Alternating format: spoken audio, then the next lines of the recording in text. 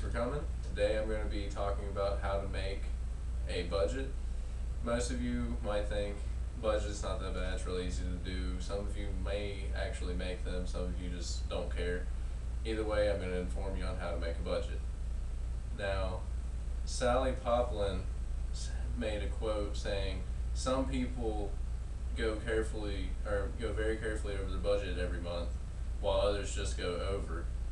Now, I personally believe the reason why people are going over their budget is because they're making it incorrectly, so let's see if we can't help that. Now, this speech is going to consist of how to calculate your income, and then it's going to be your month-to-month expenses that you normally pay, like your house or your rent, whichever one it happens to be. And then your third area is going to be the irregular expenses, such as a veterinarian bill, where you don't pay that every month. At least I hope not. Might want to consider getting a new pet if that's the case. Now, when it comes to calculating your income, it sounds easy enough. All you gotta do, say, for example, I work at McDonald's, so I don't make much money, but I normally work about 40 hours a week. My budget was around $1,000.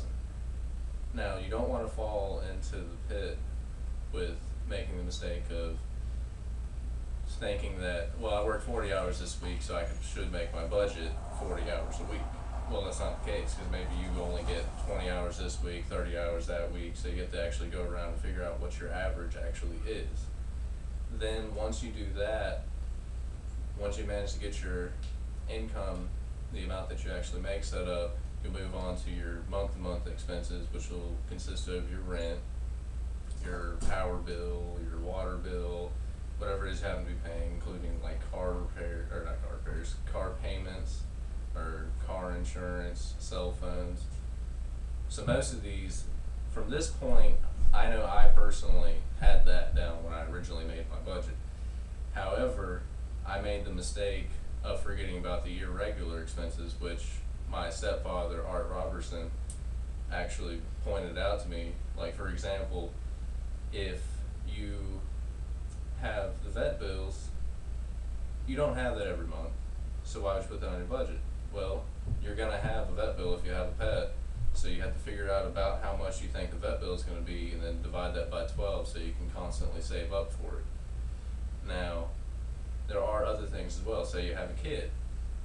If you have a kid, you're probably going to need to do hospital visits, dental visits. You're also going to want to get them something on their birthday and Christmas, so you're going to want to budget that in as well. Figure out, like, say how much you're going to pay to Christmas. Like, maybe you want to do $200 for Christmas, so obviously it's going to be somewhere between 20 and 30 bucks a month.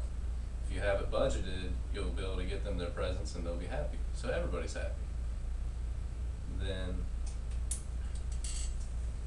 so in summary of how to make a budget, you concentrate on getting your income correctly, not falling into the pit when it comes to getting your average hours incorrect, and then getting your month-to-month bills put together, which also would include lunch, because even though that's not a one-time payment, you still probably pay about an average amount on lunch. And then for the third area, you do the irregular expenses, such as the veterinarian bills or the hospital bills, anything that's not normally month to month. And thank you all for coming. Hope my speech hope that you learned something about budgets.